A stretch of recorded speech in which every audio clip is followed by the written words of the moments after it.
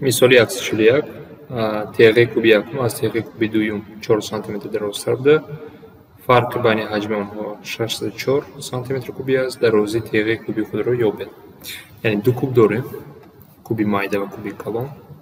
کوب ها رو تصویر کردن حرکت کنیم.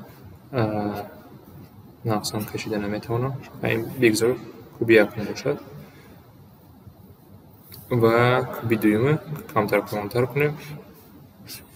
فرقشون باید باشد. درازی تیغه یعنی یکم این میشود. درست‌تر است که این دوم.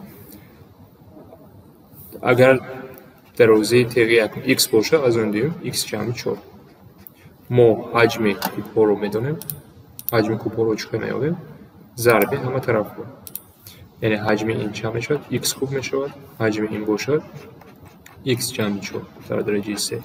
فرق آنها یعنی از کلان مایده رو ترک کنم. مینوس x کوب باید برابر 64 باید باشد. x رو باید یابیم. یعنی مولدی کوبی رو در اصل باید کار کنیم. ببین قوس ها رو بشویم. x کوب مینوس 48 جمع 48 x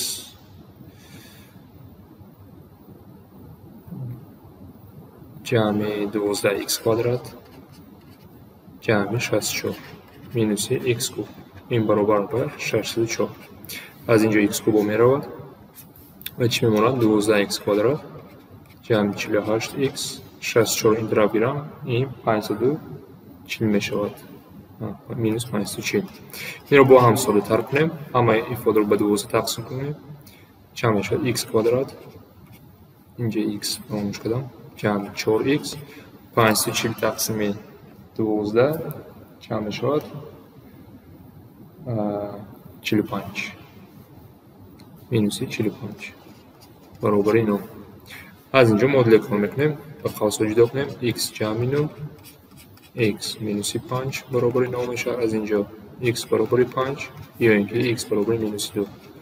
از بس که این گیامتر تغ کوبی مینوسش نمیتونن جوابی ما فقط x برابر 5 میشه. یعنی طرفی از آن دوم 5 سانتیمتر از آن دوم 9 از آن یکم 9 سانتیمتر است و از ما خورد رو میپسد و اینجا باید 5 نویسیم.